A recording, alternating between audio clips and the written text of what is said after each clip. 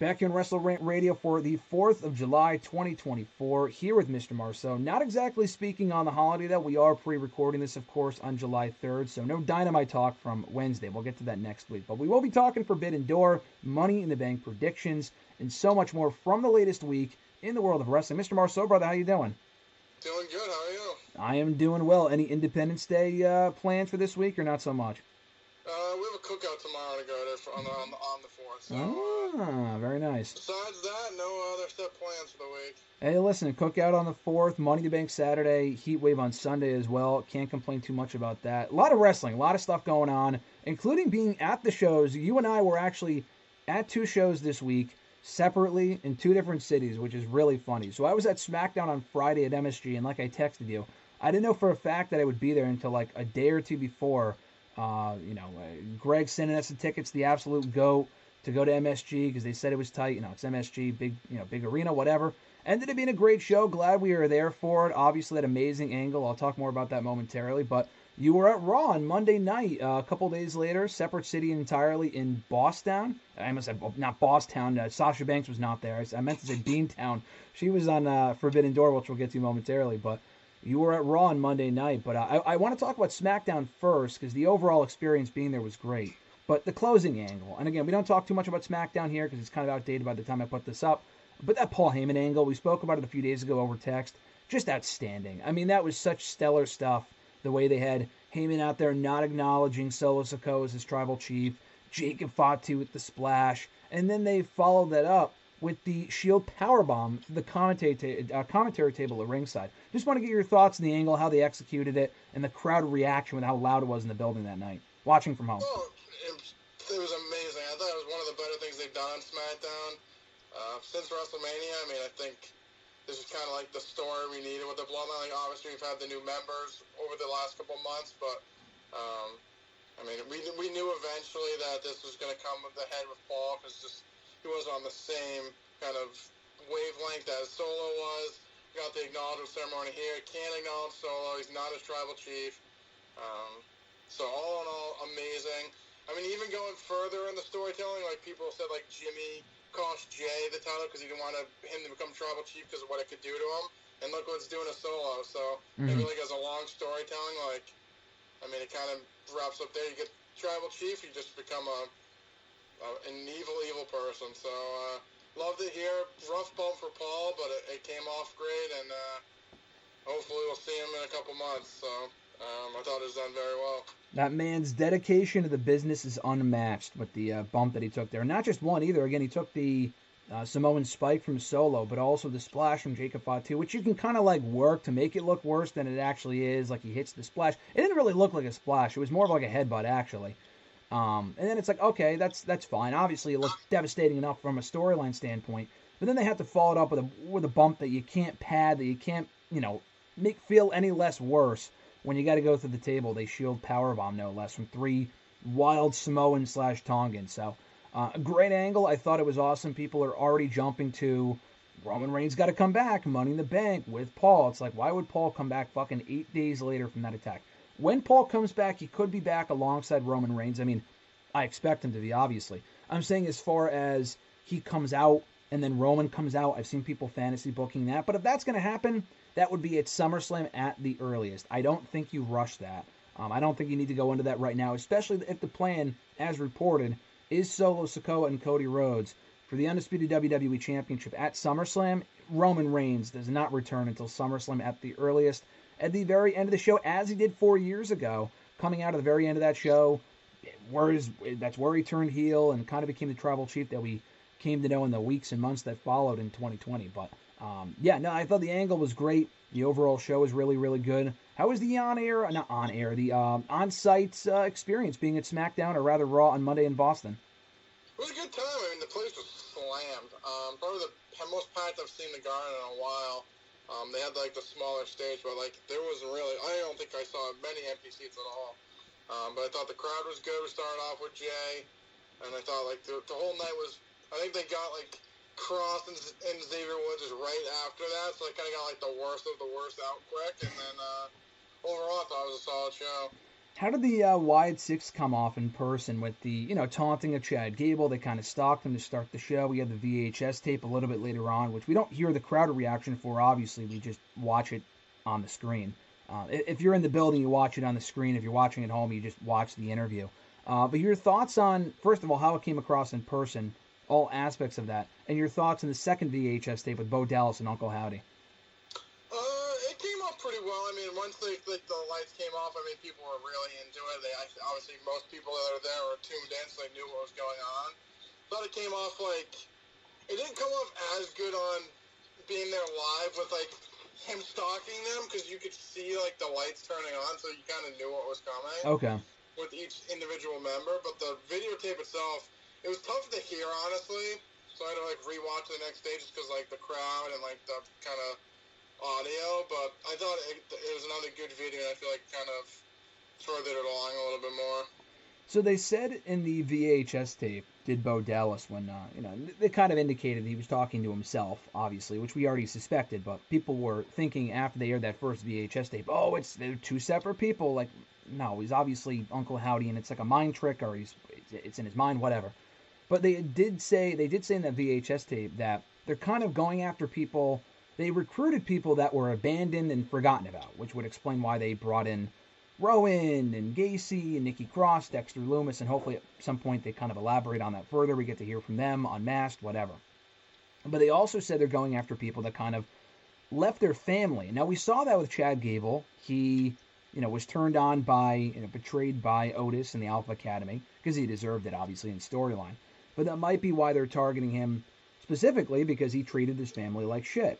Now, I don't know if his first match, Uncle Howdy's first match, would be against Chad Gable, necessarily. I think all of that might be just a red herring, and they're actually going after Jey Uso instead. Because obviously, the Bloodline stuff, he left his family. I think that might decrease his chances of winning Money in the Bank this weekend. I mean, we'll talk about Money in the Bank at the end. But I think there's a pretty decent chance that Jey Uso's direction coming out of this pay-per-view on Saturday could be a feud with Uncle Howdy and the Wyatt Sicks. So where do you think exactly that they're going with this, now that we've heard a little bit more about what their motivations are? I mean, I hope it's not that. I mean, I just feel I think specifically right now they're looked upon as baby faces. Obviously, paranormal, going after Gable and stuff, but obviously, like I said, there have been two instances that Jay have been there that they've come out. Chad's one getting beat up, but I don't know. I just feel if it's against Jay, Jay's he's super over. So, I mean, I guess they'd then be heels, but I don't want to see that at all. Yeah, I don't know what they're supposed to be. I mean, I assume we'll find out in due time. They're obviously fan favorites for now, based on the reactions that they're getting, and in targeting Chad Gable. I mean, people want to cheer him, cheer them going after someone who's acted like an asshole on the show for the past couple of months, so I wouldn't be surprised by that. The Jey Uso thing would give Jay direction. I mean, again, we'll get to the Money in the Bank stuff later on. I just kind of feel like he needs the briefcase. He can't continue to lose whenever it matters most. What, is he going to go in there and beat Uncle Howdy? And if he loses, he looks like a loser. So I don't know. I don't really know if that's a win-win. I don't mind the idea of it, but if we really look, in the bigger picture here, I'm not really sure who would come away from that feud better off than they were previously or benefiting from it if both guys kind of need wins right now. So I guess we'll see in due time. But Liv Morgan was, again, all over this show. She's been the MVP of Raw for the last couple of weeks, the Women's World Champion. People kind of complaining that she hasn't had enough, focus on the title itself, which I can understand. I also think at the same time that I think it's also a case of people finding something to complain about. Because when Rhea Ripley was champion for a year, she defended her championship a little bit more, but people thought that was a dud of a reign because she didn't really have a lot of competition, but she was always on Raw doing something with the Judgment Day. Bianca was champion for a year. She had, she wasn't portrayed the same way that Liv was on the show, but she had more matches. People thought that was boring. Unless you're booked like Gunther, I don't really think anyone's going to be satisfied with any reign that you have, male or female. She's had 2 title defenses so far, one against Becky Lynch a little over a month ago, and the one against Zelina Vega on Raw. I don't really think there's anything wrong with that. She's not actively in the ring, but they're telling this story with Dominic to kind of bridge us until Rhea Ripley returns, which could be in time for SummerSlam. So, as someone who was there, your thoughts on Liv Morgan's involvement in the show, as far as the reaction that she got, because it seems like they're getting the exact reaction that they want with Liv out there. And the match that she had with Zelina Vega that I actually thought was better than expected. Yeah, I mean, she's super over right now. I mean, even when they were showing, like, kind of like merch or, like, those, like, promos in between commercials, and they were showing stuff, like, Liv clearly got, like, one of the highest reactions.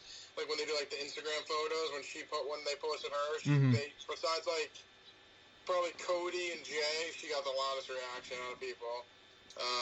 But like I said, she came out, I assume she's the heel versus Selena, but she got wildly more cheer than her. When she came out for the Dominic Ray stuff, the crowd fucking blew. She's, like you said, I think people just complain because, like you said, she's maybe not defending the title, but, like, one, isn't really much for her to do, and two, like, I feel like the story's more important to set up the bigger match, so, like, I have no issues with how her reign's been. I think it's been perfectly fine. I think they can be doing more to, have her defend the championship and build up genuine competition for her. I mean, I could totally agree with that, just because we really haven't seen her do a whole lot since she became champion. But the Raw Women's Division, a lot of it is just tag teams right now. I mean, that's really what it is, and they should move away from that and build up actual competition for her. But there is no denying that, at least in the role that she's currently playing, I think she's doing a great job and is very much over, like you said. I think that was pretty evident with that a lot of the segments that she had on Raw this week. So we had a women's qualifying match. I would assume this is when the crowd was at their quietest, even over Xavier Woods and Karrion Kross. And again, you were there, so you can elaborate. It sounded like the crowd was at least somewhat into it, and they booed Karrion in the Final Testament after that was over. The women's triple threat was a good match, but no one gave a shit because none of the women are over.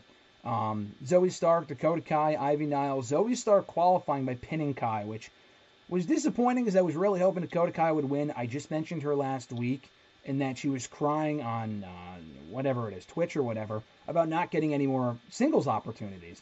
And not only did she lose here, she was the one pinned. So, and they might be incorporating that into the story. I think commentary acknowledged that. So maybe that's a part of it, and she's going to get booted, and maybe we get what we want with babyface Dakota back for the first time in 5 years. But your thoughts on the reaction the match got in person, this women's triple threat, and what's going on with Dakota Kai? Can we see her, or will we see her get exiled from Damage Control in the foreseeable future?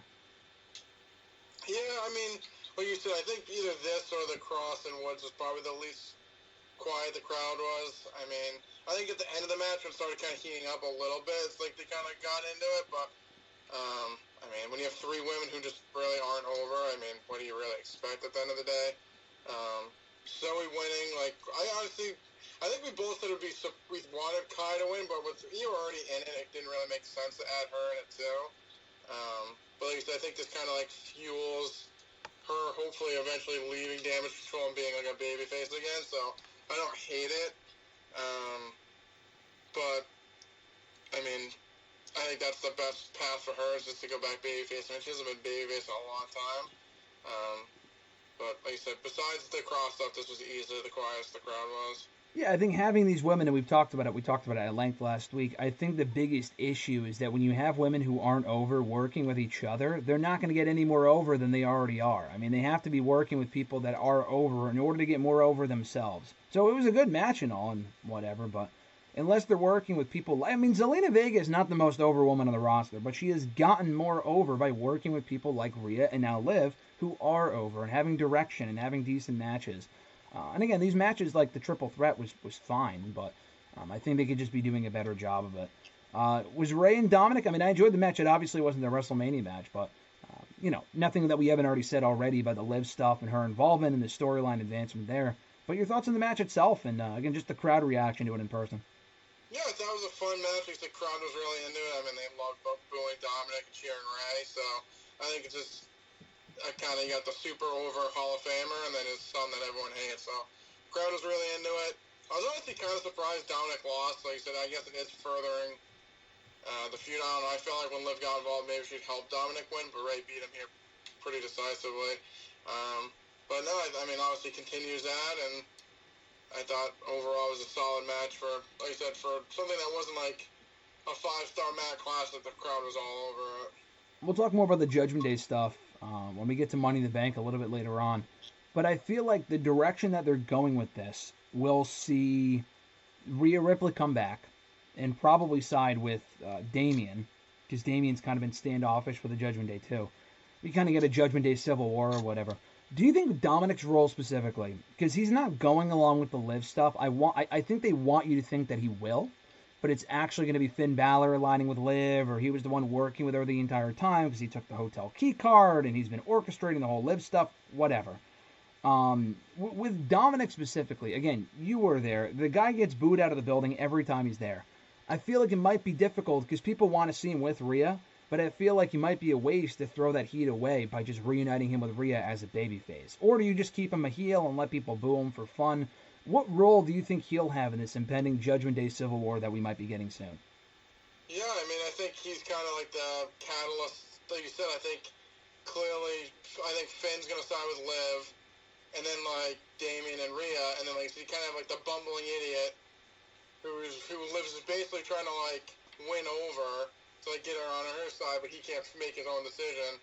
I think, like I said, he's such a heel. I don't think, I mean, even if he's with Rhea, even when she was super over, people still booed him, so it's, I mean, I don't think, obviously, aligning him with Rhea will make people cheer him. I think he's just, at this point, unless he went through a whole character change, but, I mean, I think it's going to definitely be Finn and Liv, and I think, like I said, Dominic's going to be the one that's, like, caught in the middle. We talked about it before, but custody of Dominic match, we've joked about it before, but there's a very real possibility that we might get something along those lines between Liv and Rhea when that comes, when that happens. Now, I don't know if it's going to be at SummerSlam. I don't know what the latest update on her is. I know it was reported a few weeks ago that WWE wanted her back from SummerSlam. I mean, obviously, why wouldn't they? But I don't know if that means that she's nearing a return. I wouldn't think so, because, again, we haven't heard anything. But maybe they're just keeping it under wraps, and her music hits on Saturday or Monday or whatever it is in the next week, and she's back en route to SummerSlam. So I would love for her to be back by then. Liv and Rhea is the match to do on that show. Otherwise, I'm not sure Liv will be defending the championship at SummerSlam. But that would definitely be the match that they should go forward with. If they put Liv on that show, it's totally got to be Liv and Rhea for the Women's World Championship. And then the main event on Raw, I'm kind of skipping around here a little bit, but the men's Money in the Bank qualifier. This was the match I was jealous that you were there for, and I was not. Drew McIntyre beating Sheamus and Ilya Dragunov in a triple threat to qualify for the men's Money in the Bank ladder match. They got some time here, not a lot of time, and again, you saw the entire thing. A lot of it, at least certain parts of it, were blocked out by commercials, which was fucking annoying. But overall, it was fun. McIntyre winning wasn't entirely unexpected, just because he did call a shot earlier in the show. But I'm glad they saved the best for last, and I think people arguing, oh, Dragunov's buried because he lost. I mean, apparently he wasn't even supposed to be in the fucking match. Apparently it was supposed to be Ludwig Kaiser in there, and then he got hurt against Braun Breaker last week, so he had to be pulled out of there, and he was replaced by Dragunov. I don't know why Dragunov wouldn't be in a qualifier at all anyway, but it's not like Dragunov was buried here because he wasn't even pinned, and he had a great showing. He got a lot of shine. So your thoughts on the match itself, and how Dragunov came off specifically, and also relation to how his main roster run has gone thus far.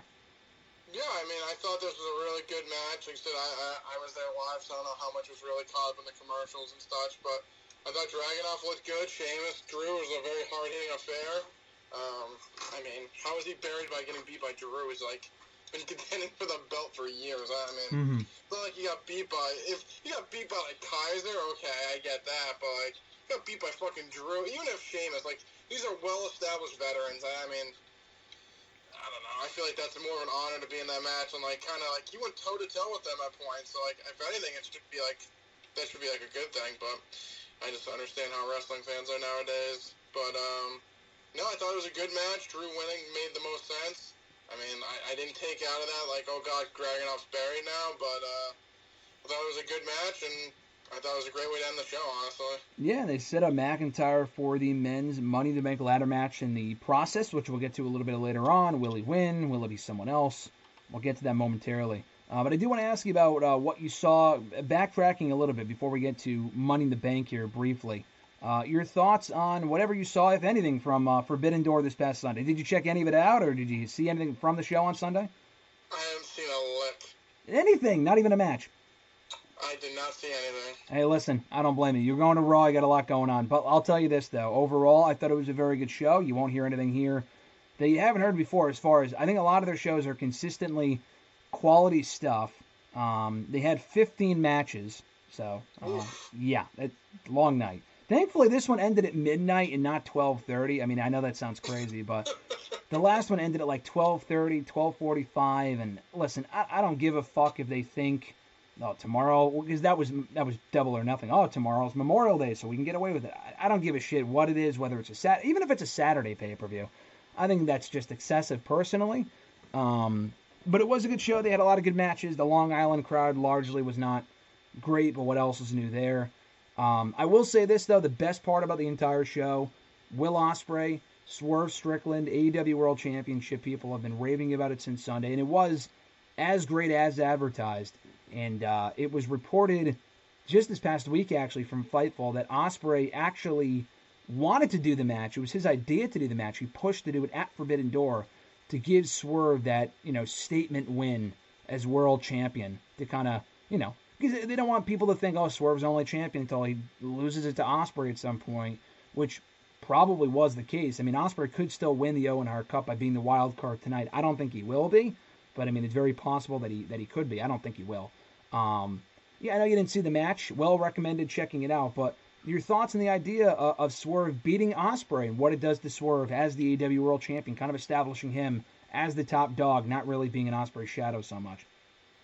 Yeah, I mean, I think him winning is a big thing for him. I mean, I don't think I love Ospreay coming out, be like, yeah, I wanted to put him over, so that's what I did. Like, that's something you say 10 years down the line. You don't say it the week after. I mean, it's kind of stupid. I mean, I don't think I love that. So you're basically saying you let him beat you because you want him to be legitimate.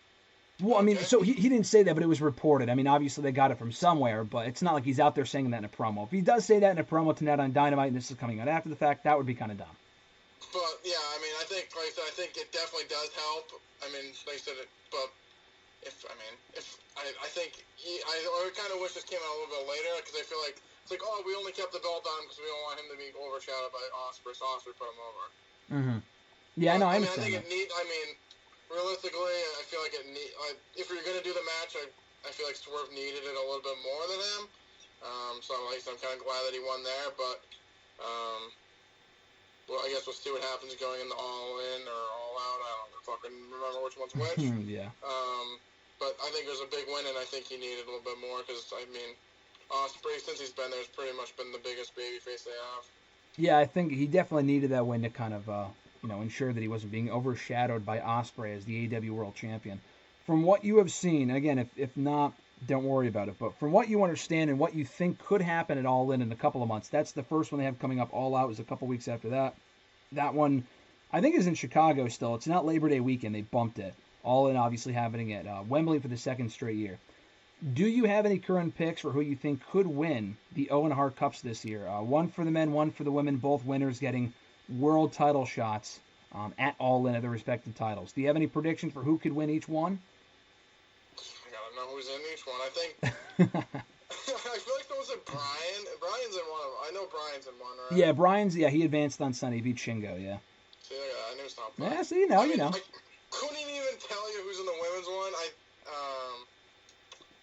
I said I'm pretty sure someone basically said like it makes sense for Brian to win it for the guys, but I have no idea who's even in the women's one. I mean, Mariah May's a safe choice without even knowing. I mean, she's in it. I'll tell you that much. But the thing with Toni Storm, I think, would have to culminate at All In.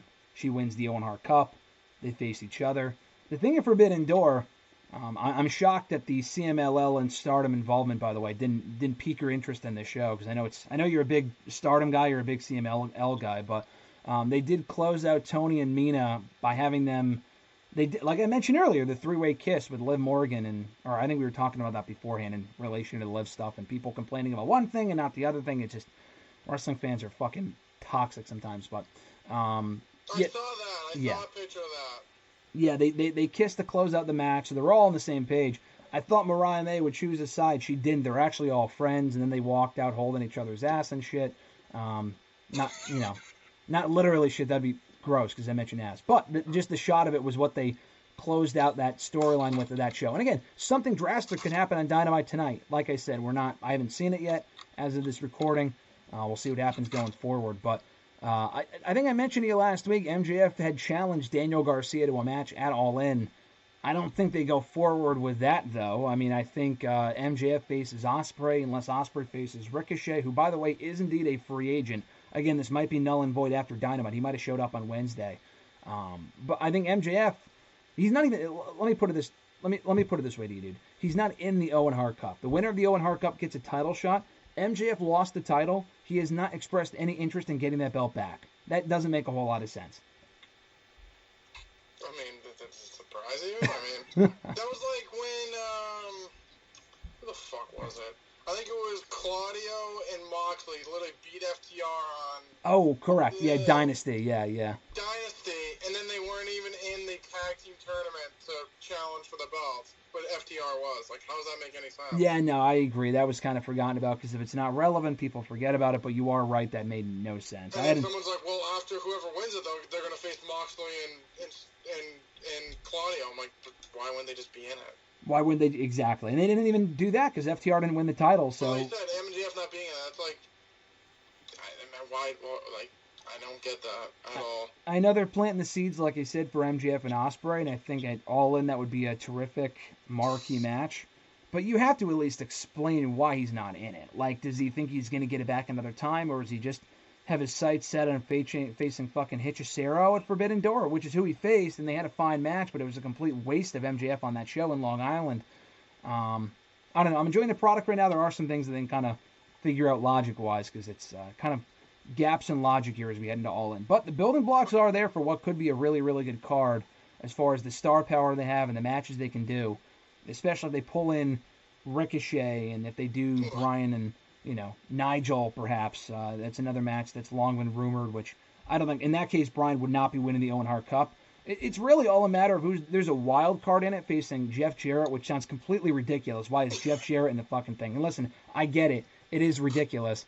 But I would implore everyone to check out the promo that Jeff cut, because obviously he was friends with Owen Hart back in the day. So from that standpoint, it makes sense. Hopefully he wouldn't advance past the first round, but him being in it in the first round is fine. The fact that he would be in it and not MJF for that reason is a little weird. But it all depends who the wild card ends up being. And I could talk more about it at another time when we find out who that is. But we do have Money in the Bank this coming weekend. It looks to be a very, very good show as far as what they're setting up. It's going to be in Toronto. They have a 2-night card. Money in the Bank is on the first night. And on the second night, it's going to be NXT Heatwave. So I will ask you about that first before we get to Money in the Bank. They have for the NXT Women's North American Championship, Kalani Jordan becoming champion last month at the UFC Apex show at Battleground. She is defending against Sol Ruca one-on-one. So who do you think goes over in that one? Sol Ruca takes the belt after a month of Kalani being champion, or does Kalani retain? I'd keep the belt on Kalani. I mean, she just won the belt. If you're going to put her on Sol Ruca, why don't you just have her win the ladder match? So I'd keep her on Jordan a little bit longer. I mean, she's had the belt for 3 weeks. I mean, it would be silly to just take her right off her. Yeah, that would be kind of ridiculous. I agree. I think Kalani Jordan walks out still NXT Women's North American Champion. They added a pre-show match on NXT last night. I think both Petrovic, I don't know how you pronounce her last name. I don't know if it's Petrovic or Petrovic. I think it's Petrovic. Carmen, yeah, it doesn't matter. And Ariana Grace teaming to take on JC Jane and Jasmine Nix. Petrovic and Ariana Grace, 2 Canadian hometown heroes, so to speak. They're from the countries, which is why they're doing this match. I assume they would go over here, right? Or does JC Jane and Jasmine Nix get the heat by beating them in their home country? Oh, I was going to go with Jane and Nix, and with Nix, right? Yes. I would go with them. I feel like they're the hotter hand or someone they're trying to push. Hey, listen, Nix is showing improvement for someone that we saw get hired a couple of years ago. She's coming along nicely. Yeah, she's been pretty good. I mean, the people we saw and they actually signed, they've all been on TV a little bit, so I think she's done pretty well. I think it's a nice testament to the NL program kind of working, right? A little bit? Yeah, I mean, they said Kalani Jordan was at that same tryout. She's North American champion, so obviously some progressed a little bit faster than others, but I mean, I feel like it's like one of those things, it's not a huge gamble on there, like in WWE then. I mean, you're taking someone that's really athletic and then trying to see what they can do, and so like you said, if it doesn't work out, they just let them go. So, I mean, I think for them it's honestly an easy process, because if it doesn't work out, they just move on to the next athlete who could potentially be a next big star. So, I mean, for them, it's kind of bulletproof. They actually have a lot of those women on this show. I think Carmen Petrovic is one of them, I believe. But also Obafemi, Sol Ruka, you mentioned Jordan, Lola Vice. I mean, I don't think she was an NIL athlete. She came from the MMA world, so I don't think she falls into that category. Yeah, but she fought in Bellator. Like, she was yeah. I wouldn't consider that, but still, like, obviously, like, a former athlete. Yeah, at yeah. a professional level. Yeah. I mean, yeah, if you wanted to count it, it definitely could work. But, a lot of fresh blood on this show among those people. But Nathan Frazier and Axiom defending the NXT Tag Team titles against Chase Hughes, Andre Chase, and Duke Hudson. Ridge Holland is part of Chase U now. He's been teasing tension with them, kind of in a subtle way. He might cost them the win here. Nathan Frazier's had his own issues with Axiom as of late as well. Kind of a toss-up here. Who do you think walks out NXT Tag Team Champions? Nathan Frazier and Axiom or Chase U? I'm going to say the belts stay on Axiom and Frazier. Okay. I was going to say, I think they're going to win as well. I think if they were going to lose them, they would have lost them to the OC last month. I really don't care to see Chase U back as champions. I'm kind of curious what the end game is for Chase U because I don't see that group ever making it to the main roster. And they've been around for almost 3 years now, so I'm kind of curious how that ends up going. Obafemi and Wesley, North American Championship last chance match. If Wesley loses, he can no longer challenge for the title while Femi is champion. Despite that stipulation, I think Femi retains. I think he's been quite the breakout star in NXT since he won the belt. Wesley has been ready for a main roster run. I'm glad he went back to NXT first, but I think this is Femi's time. I think Femi retains here. They keep the belt on Femi. I mean, he's a beast. I wouldn't take the belt off him anytime soon. I also wouldn't rush him up to the main roster. I mean, I know we're praising him right now. Lola Vice as well. These are people that can be prospects in NXT. I would hope they don't rush him to the main roster anytime soon, and they can move up a guy like Wesley instead, provided they have a plan for him. I mean, they call up people half the time and they don't have a fucking plan for him, like Kiana James they brought up. Had no plan for her, and she's been doing nothing since she got called up, so what's even the point, you know? Yeah, I think it just depends on the person and where they're going. I mean, if you, like, for Femi specifically, I feel like Breaker's that guy right now on Raw. I don't really know if you put him on SmackDown, so I just keep him down in NXT for now. I agree. NXT Perez defending the NXT Women's Championship against Lola Vice, as I mentioned a moment ago. Lola Vice has the momentum right now after beating Natalya and Shayna in separate NXT Underground matches. These two have faced off before. Lola, cashed in her contract back at Vengeance Day against Perez and Lyra, and she lost, obviously. I think she was the one who ate the pin. It could be a good match. I don't really understand the whole heel versus heel dynamic. I know this spot was originally earmarked for Julia, but then she got hurt. Maybe creative plans changed. Who knows? But yeah, now Lola's in the spot instead. I think they keep the belt on Roxanne until Julia's ready to come in. So, you think Roxanne retains, or does Lola become champion? Yeah, I think you keep the belt on Roxanne. I was kind of hoping you went that direction so I didn't sound like an idiot, but, I mean, I like Vice. She's kind of like the hot hand, but I don't think she's, like, world champion material right now, so I'd keep the belt on Roxanne a little bit longer. Got to establish that character a little bit more for Lola, but she is coming along well. I mean, I think she's definitely more well-established and well-developed more than she was even 6 months ago, so it's nice to see. And then their main event, Trick Williams defending the NXT Championship in a fatal four-way match against Javon Evans, Ethan Page, and Shawn Spears. Both Page and Spears are, the home country heroes here from Canada. Williams has only been champion for a little over 2 months. He could lose it here without getting pinned. I don't think he does. I think they keep it on Williams. It should be a fun four-way. But I think Williams retains the NXT Championship. What say you, Mr. Marceau? It's a tough one. I feel like the fatal four-way is, like, to give you the thought that Williams is going to lose, but he's going to win. But it also could then, like I said, someone else could win and not pin Trick. I'm going to go with Ethan Page. Okay. I don't know. I have a feeling, and I'm just going to run with the feeling. I don't know. For some reason, I feel like Williams is main roster bound sooner rather than later.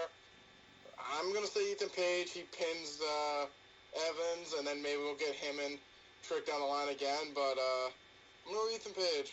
Do you think the fact that Williams, if he retains, doesn't have a whole lot of opponents left to face? That was my second thought, too. Yeah. If he beats him, who else is he going to face? Yeah.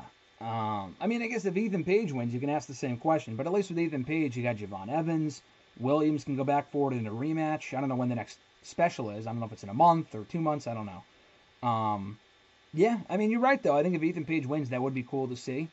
After losing his debut, he kind of needs a big win. But, Yeah, I don't know if I would call up Williams anytime soon. I think NXT needs him more right now than the main roster does. They need the talent in NXT. I mean, the TNA working relationship is cool, but they need their own homegrown stars. They have that on the show, which is cool. Could you see some TNA involvement on this show? I know there was the rumor from PW Insider that NXT could be involved in Slammiversary a little bit later on this month, which is actually also in Canada. That's in Montreal in a couple weeks. I know they had some TNA or WWE NXT presence at the TNA tapings last week. They had Miles Bourne show up, Charlie Dempsey, Izzy Dame, like C-level stars on NXT. I get it. Kind of weird that they would bring over Jordan Grace, Joe Hendry, Kazarian, and then TNA gets like the developmental prospects in NXT. But, whatever. It's better than nothing, I guess. But could you see any TNA involvement on this show? It's possible. They said maybe they just... It's possible. I don't know what you'd do, but I think there's a good chance. Okay. You could, maybe book something here to set up an angle for a Slammiversary, maybe. Maybe someone gets involved in one of the matches, and that leads to a match between an NXT talent and the TNA person at the Slammiversary show. Like I said, a couple different ways they can go with this one. So that is Heatwave for this Sunday. Before that, though, we have Money in the Bank on Saturday. So Money in the Bank is Saturday, Heatwave is on Sunday, both in the same venue, I think. And I think Money in the Bank is going to be a really good show. I'm looking forward to the show on paper, as it usually is. WWE Intercontinental Championship being defended by Sami Zayn against Braun Breaker. They set this up nicely in the last couple of weeks on such short notice. Breaker's really coming to his own as a threat on the Raw roster. I thought the talking segment they had on Raw this week was great. Breaker obviously laying out Sami Zayn. Do you think that was booking 101 where Breaker gets the better of Sami a couple weeks in a row and Sami finds a way to win? Or do they actually go all the way with Braun Breaker so quickly by having him become champion? I feel like this one can go either way. Yeah, I think this is a tough one. I feel like you said, for Wrestling 101, Sami wins here. And I kind of feel that's where it's going. Maybe he just beats... maybe like Braun gets frustrated and Sami just rolls him up or gets like a quick one on him. Mm-hmm. Because I don't know. I feel like Sami wins here and then Breaker wins the belt at SummerSlam, so he kind of extended it a little bit longer. Like maybe it's similar to like what Gunther did. Like he has Sami beat, but he's just trying to like kill him, and then Sami just beats him last second, like hurrah. So I'm gonna say Sami retains. Not that I really want that to happen, but I think you hold the title change until SummerSlam. So I say Sami wins here and Braun beats him at SummerSlam. Do you think that we get the four-way of what... I don't know what was originally planned, but it looked like they were setting up a four-way a couple of weeks ago before Kaiser got hurt. Kaiser, Sheamus, Braun, Sami, and that could be where Breaker becomes champion by pinning Kaiser or Sheamus or something like that? Or do you think they just run it back one-on-one at SummerSlam? Yeah, regardless, I think Breaker leaves SummerSlam with the belt. So... you could do the four-way, or you could just do them one-on-one.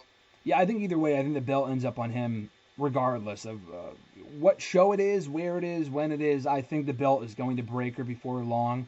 Hopefully that can clear Sami up to go back to the main picture, main event picture, I guess, which we haven't seen him in a while. So, I think the belt ends up on Breaker. I'm going to do you one better here. Go a bit of a bold prediction and say Breaker becomes champion on Saturday. I think they give him the Brock push and just go all the way. They want you to think, which they've done before with people like Mark Henry, where they have him dominate for weeks, and then, he could fall short right when it matters most, and then he wins it later on. With Mark Henry, they just went all the way with the whole Hall of Pain thing about a decade ago. I think they did the same thing with Breaker. I think he dominates everyone, and then he becomes champion in his first opportunity. So they don't have to, have him get pinned in his first match on the main roster. He can, remain undefeated, so I could totally see him doing that. But I got Braun Breaker. You got Sami Zayn in that Intercontinental Championship matchup. Let's see. I'll get to the six-man in a second. We'll go with the World Heavyweight Championship match first. Damian Priest, Seth Rollins, last chance match for the World Heavyweight title. If Damian Priest wins, Rollins can no longer challenge for the title as long as Priest is champion, which I like that they added that stipulation, but it's kind of stupid when you consider that Priest will not be champion for much longer. If he doesn't lose it here, he's probably losing it at SummerSlam. He is losing it at SummerSlam to Gunther. So, kind of a silly stipulation because Rollins can challenge for it any other time after that. But if Rollins wins here, Priest has to leave the Judgment Day. So, World Heavyweight Championship on the line. Before I tell you what I think is going to happen, what do you think is going to happen, Mr. Marceau? What's your prediction? This one, say like you set me up, but I think this one's a lot easier than most. Okay.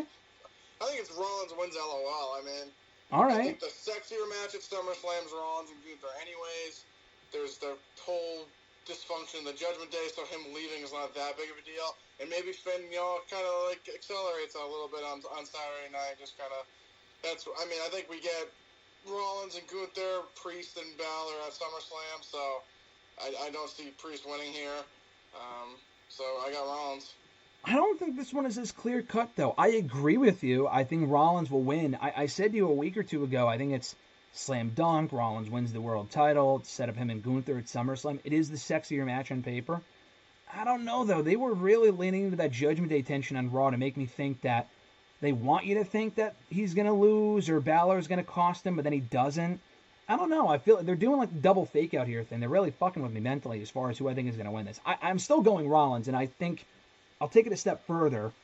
And because what really convinces me that Rollins is winning is that line from Priest. And I don't think they threw that in for no reason because they acknowledged it this week. And again, you were there, you heard it as well. That with Priest, he had said to Rollins last week, I don't need the Judgment Day. They need me more than I need them. And Balor heard that this week. He reacted to it. He was pissed about it. So do you think that Balor not only, could get involved, he could inadvertently cost Priest the title? I think you just go right to it, and he gets involved, and he literally cost Priest the belt on purpose, saying, listen, if you say you don't need us, then we're just going to cut bait right now and cost you that World Heavyweight Championship. I feel like that would make the most sense, and you set up Balor and Priest for SummerSlam. Yeah, I'm fine with that. Could Liv get involved too? Maybe Dominic, or do you leave them off the show? I think it's more Balor right now, so I would just do Balor. Yeah, like you said, I think Rollins and Gunther is the sexier match for SummerSlam, so that's what I would do as well. Six-man tag team match, nothing on the line here, but it does look really promising on paper. Cody Rhodes, Randy Orton, and Kevin Owens taking on the Bloodlines. We don't know, actually. They haven't confirmed who it is. So it's either going to be Solo Sikoa, Tama Tonga, Tonga Loa, and or Jacob Fatu. I would do everyone but Tonga Loa, but if they want to put the two Tongans on there and save Jacob Fatu's in-ring debut for another time, you could. It doesn't really matter. This is an interesting one, though. I think this one is probably the most predictable match on the show. I think the Bloodline wins, because if the idea is that you do Solo and Cody at SummerSlam, which is not a SummerSlam-worthy match, but if you're going to do that and have that be the backdrop for a Roman return, I feel like the Bloodline's got to win here, right? I mean, I know we were thinking at one point maybe Orton turns on Cody at the end, and you set up Cody and Randy, and maybe Roman and Solo. It's probably too soon for both of those matches. So I think the Bloodline wins here. What do you think? Bloodline wins, sets up Cody and Solo at SummerSlam. I think, like I said, probably the most predictable match. So Cody Solo SummerSlam, is that when Roman comes back afterward? I would say so. That's what main event? I mean, Cody and Solo on paper is not a SummerSlam main event, but if Roman comes back afterward, that's the only reason why it would go on last. I mean, I think you could do it like Cody beat Solo, they beat up Cody after, Randy and Kevin hit the ring, they get kind of taken over, and it's like they're basically about to kill Cody, and then Roman comes out. Yeah, you could do that. And then set up, begin the build for whatever they're going to do, maybe at War Games, at Survivor Series, or whatever. So, yeah, I think SummerSlam's a safe bet for when Roman comes back. If they want to hold off on it even longer, honestly, you'll get no complaints out of me, because I think the longer they wait, unless it's like egregiously long, the longer they wait, the more it's going to mean when he comes back. So, I think that you hit the nail right on the head with that one. Women's Money in the Bank ladder match. We now know all the combatants: Io Sky, Zoe Stark, Lyra Valkyria, Tiffany Stratton, Naomi, and Chelsea Green. This one's a bit more predictable than the men's. Tiffany's my pick. But honestly, you can make a case for a lot of these women. Zoe ain't fucking winning. Zoe's the... This might as well be a 5-woman ladder match. I like Zoe. She's a good wrestler. She ain't fucking winning. But the other women, Io would not win 2 years in a row, but they're trying to do the whole damage control thing right now, whatever. The other 4 women, I think, have a shot. Honestly, Naomi's been teasing something with Bayley. I don't think she would turn heel on her, but they could give her the contract and tease cashing it on her. Lyra's been on a roll recently. She's gradually getting over. You could do something there with her and Liv. You could do that without the briefcase, but that's an option. Chelsea Green, I think, would be perfect for it, honestly. Her character work's been great. She's been very entertaining. I could certainly see her with the briefcase. but I think the safe pick is Tiffany. I think she's the next champion after maybe Nia wins it at SummerSlam, but in the next 6 months, Tiffany will be champion. So, what's your analysis of this one? I think I'm dying. Like, and there was a chance. Actually, Zoe has no shot to win. I think realistically, it comes down to someone on SmackDown, because I think the men's is going to be someone from Raw. So they're not going to put the briefcase on both brands. The two briefcases on one brand, so that mixes out Lyra, who I like, but I mean, I think she's kind of busy doing something else. Zoe, no, and Io's kind of got her own thing, so I don't think she's going to win, and she's not going to win back to back. Mm-hmm. So then it comes down to Naomi, Tiffany, and Chelsea. I don't think Chelsea should win it. Like I said, great character work, but I don't know, it gives me like Otis vibes. Okay, that's Tina understandable. Morello winning the briefcase, no thank you. Like I said, Naomi's teasing it, but I just don't know thank you. I think it's Tiffany slam dunk all day. Does she cash in sooner, or do you think they hold out for a while? I mean, if Nia wins the belt at SummerSlam, and I think she probably will, they're doing this whole Nia-Tiffany alliance thing. I think it might be a while before we see her cash in. Yeah, I would have her hold the belt. I'd have her hold it for a little bit. Unsurprisingly here, but listen, she's a star. She came out in MSG last week, and she got a great reaction, and people were very happy to see her win. So she will be champion at some point. I think the 100% cash-in rate for the women will continue with Tiffany. And I think if she doesn't win, if the other women, anyone but Zoe, I guess, if anyone else wins, I'd be happy with it. But my money is on Tiffany, pun intended. And then we get to the men's one. Jey Uso, Carmelo Hayes, Andrade, Chad Gable, LA Knight, and Drew McIntyre. Another really, really good matchup. McIntyre is the only former world champion, WWE world champion, in this match. No one else has won Money in the Bank. No one else has won a world title in WWE. Very interesting lineup here. I think this opens the show, honestly. I think they could close with the Cody stuff. The Money in the Bank match would be great, but I think they probably close with the Bloodline match. I could see them opening with this. Who do you think goes over? Uso, Hayes, Andrade, Gable, Knight, or McIntyre? Like I said, I'm going the opposite direction here. Hayes, no. Andrade, no. LA Knight, no. It's got to be someone on Raw. I think the three that are in it make the most sense of anyone to win. Okay. I don't think Gable will win. I think it's really down to Uso and McIntyre.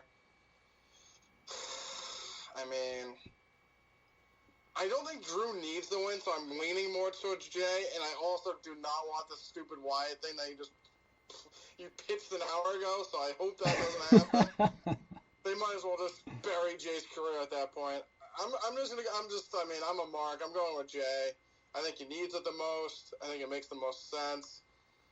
Like I said, I guess you could do the whole Wyatt thing, at least if he has the briefcase, I guess, but I mean, if he doesn't win here where he has to fucking fight the Wyatt Sicks, no thank you. I mean, like I said, I don't know how either guy gets over, how it helps either person. No thank you. But I'm going to go with Uso. I hope to God if Drew loses, not like CM Punk again, for the love of God. But I'm going to go with Jay. I just think, like Tiffany, I think it makes the most sense. Here's what I don't think is just going to happen. Here's what I think will happen. Here's what will happen. I think Drew's going to win this. He already said he's cashing in on the show of, the night of. He's going to try to cash in during the World Heavyweight title match, and Punk will cost him the cash in. That is what's going to happen. I think that's exactly what's going to happen. I mean, I don't want Punk... Listen, I know you can have Punk interfere in the match and cost Drew. Punk's only been gone for 2 weeks. I mean, he took a pretty brutal beating by McIntyre. I think you can set up Punk's return some other way. I would not do that. I think that's a waste.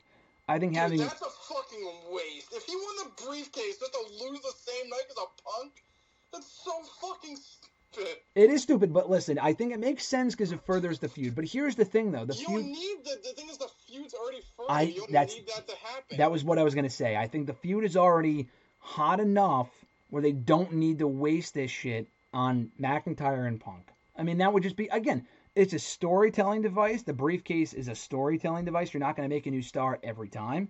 But if it makes sense to put it on like a Rollins or something, then you do it. I don't think it makes sense to put it on McIntyre. I think that'd be incredibly fucking stupid. Especially with all the failed cash-ins we've gotten in the past decade, I would not do it with McIntyre. I mean, does it bury McIntyre? No, but it makes him look like an idiot for saying, I'm going to cash in that night, and then not expecting Punk to be there. I know he beat him up a couple weeks ago, but how many times has this happened? WrestleMania, Clash at the Castle. He didn't even have to be on the show, and I think it would have been fine. I think Dragunov could have been in this match instead, and it would have been perfectly fine. I think McIntyre wins. But listen, I think Jey Uso was my pick originally. I want Jey Uso to win, because kind of going off of what we said earlier, the Wyatt Sicks stuff, I get. Dude, that is fucking awful. You can't convince me that's good, and I don't want to. Like, I literally, my stomach hurts just thinking about it. Let me ask you this. Is this do or die time for Jey Uso after having lost every fucking title opportunity he's had for the past 4 years, but like the past year or so? I mean, he needs to... he basically said that when he announced that in Money in the Bank, that he's been a fucking loser and lost every match that mattered. And that's why he was going to finally win this match. He beat his brother in that mediocre match at Mania. And he's lost every other title match that meant anything. Yeah. I just feel like he loses again. I mean... I feel like... if LA Knight lost to Logan Paul at SummerSlam, you'd be like, this guy's just a glorified loser. Well, as long as he beats Logan eventually, and I think he will, then that's fine. I think there's a chance Logan Paul, LA Knight could win here, and then he cashes in on Logan, like announces that. But I think that's a waste because he already beat Logan. He literally pinned Logan on SmackDown, so there's no reason for him to. And you can't, no casting it on a mid-card title. Just... If you had to have someone, who do you think is most likely to interfere in this match? The Wyatt Sicks, Logan Paul, or CM Punk? I mean, the worst part, I saw someone say AJ Lee. Yeah, AJ Lee's another one. I think you could do the AJ Lee thing, but not in this match. Dude, I'm literally getting so mad right now. James Harden winning the stupid lights go off, I'm fucking done. And then Drew capitalizes instead. That's just stupid. Oh my god, now I'm like freaking out. What is the long-term... I think the Wyatt Sicks will get in the match, and I fucking hope to God it's not Jay. Do you think that maybe Gable is going to the top and the lights go out, so Jay goes on top instead, and they actually turn on Jay instead of Gable?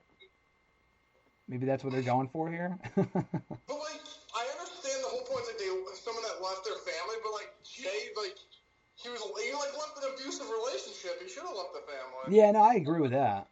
Dude, please no. I think Jey Uso is facing the Wyatt Sicks, and I think Drew McIntyre is failing to cash in on that night. That's the stupidest two things I've ever heard in my life. That's a double whammy of stupidness for Mr. Marceau. Listen, I agree. I think it's silly. I think it's a waste. What's Vince Russo booking? That's fucking dumbest shit ever. That's Russo-esque booking right there. Yeah. I don't know, man. I just don't think. I think the Wyatt Sicks stuff, I kind of get it, but at the same time, it's like, again, like I said, who benefits? Like, does Jey Uso benefit? Like, at that point... Because then what's the end game? They're going to beat Jay or Jay beats them, then what? Actually, let me ask you this. What if they swerve us? And I've seen some people say this, so it's not my original idea, to be fair. But, instead of anyone that I mentioned interfering, what if it's Jimmy Uso interfering? All right? And, no, I'm not done yet. What if Jimmy Uso interferes and helps Jey Uso win, and because he felt bad about costing him the title last year at SummerSlam? How about that, huh? Then that's how they reunite. I guess. Yeah. Yeah, but like that makes no sense. Like, why would it make no sense? He died like 3 months ago. He did, but the bloodline turned on him, so now he has no friends or family, so he's got to turn back on Jay. I mean, even Jay was willing to... I mean, they wouldn't reunite. They're not going to kiss and make out at Money in the Bank, but they could tell the story like it'll take time for him to forgive him, but helping him win the briefcase would be a nice start. It's better than the alternative. Anything's better than Wyatt Sicks. That is literally... I literally hate you for putting it in my head. But, like, I guess the only thing that would make sense is, like, for the men, that do you have to, like, cash in on the show that you're on, or no? Not necessarily. I think... Like, the only thing that makes sense is, like, Jimmy helping Jay, like, just thinking, like, hey, like, you have this just in case Solo won the belt. Like, you could take it off him. Like, that makes sense, but, like, any other way would make no sense for Jimmy to help him, because we haven't seen him in months. Well, he comes back. That's his big return. Dude, imagine the Wyatt Sicks come out, Jimmy hops the rail and fucking kills everyone, and then Jay wins. That sounds a lot better. I like that idea better. What if the Wyatt Sicks lay out Jimmy Uso and then Jay gets distracted, and then that's how Drew McIntyre wins? My phone will be smashed into pieces. That's what will happen. And then Drew will cash in that same night, and Punk will come out for a third time and cost him the win. I mean, This sounds terrible. I just don't think that needs to happen. I just don't. Kid's gonna text me on Sunday. What do you think of the show? Didn't watch it. I'll text you at 11 or 7:30 because it starts at 7 after. I mean, I think this is opening, and that's what they'll do, and they'll set up for the main event or whatever that World Heavyweight Title match happens, and that's what they'll do. And I don't know who wins the World Title. Aside probably Rollins, but I think that's what they'll set up for. I mean, I'm just be perfectly honest. I think that's what they're going for, and I don't like it. We'll have a lot to say about it next week, though. I'll tell you that much. McIntyre I don't think anyone would like it. That's the thing. I don't think it's popular. Anyone would like that. McIntyre and Punk is already hot as it is, though. What they did at Clash, I didn't even love that. I didn't even love that because I thought it made Drew look dumb for not thinking Punk might be there, and then he didn't see it coming. Then he attacked him, which was cool. But then Punk's back from the dead 2 weeks later. You talk about Jimmy Uso coming back from the dead. Punk's only been out for 2 weeks. That's nothing. Yeah, like I said, I guess if AJ Lee got involved, okay. At least it's like a new. That's like okay. I'm fine with that because like at least it's like someone else, not Punk. Like I said, Punk's like dead, so it wouldn't make any sense. At least if AJ is something new and like you wouldn't see that coming, obviously. Yes, yeah. But Punk, it's like, dude, come on, how many times are you gonna do it? I would say if AJ Lee were to get with the hoodie, like you knew every time who like it was Solo, like with Roman, like you knew who it was. No, I agree. That would just be dumb. I would say if AJ Lee were to be there and return and cost Drew, I think she would cost them the briefcase. I'm sorry, she would cost them the ladder match. She would not get involved in the World Heavyweight Title match because what is she going to do? Attack Drew? Like she could push over the ladder. We've seen her do that before with John Cena. Actually, I could see her in the ladder match. Pushes over the ladder when Drew's on top. I could see her doing that. I don't think she'd come out. This is what they do. Now that you're saying it. So Chad's about to win. The Wyatt Sicks take him out. Amazing. Okay. Then Drew's about to win, and AJ interferes, and then Jay wins.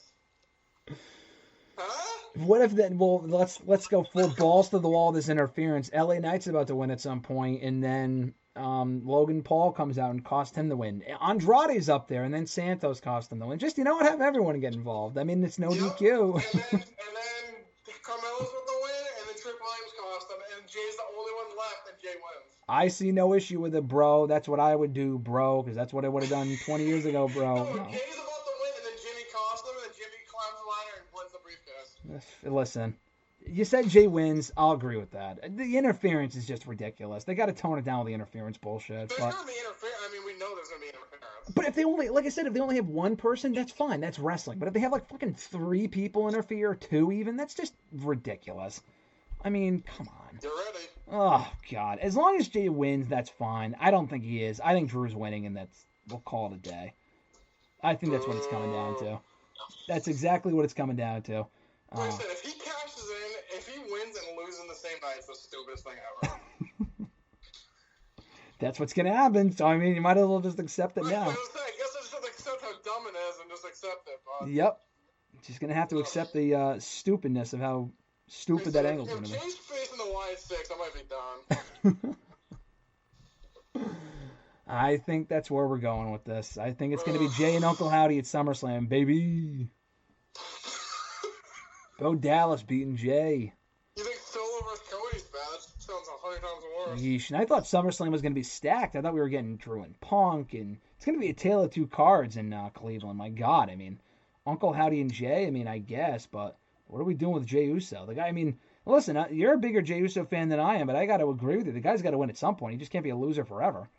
He literally said in his promo for Money in the Bank that he was going to win because he lost all the big ones. He's going to lose again? Stop. He's going to lose because of the Wyatt Sicks. He left his family. I'm going to get this kid heated for a 4th of July weekend just for Jay not to win on Saturday. We will talk all about it next week here on the show. Ranting and raving. You're going to throw yourself off a ladder if Jey Uso loses. If what you said happens with all the people, I'm done.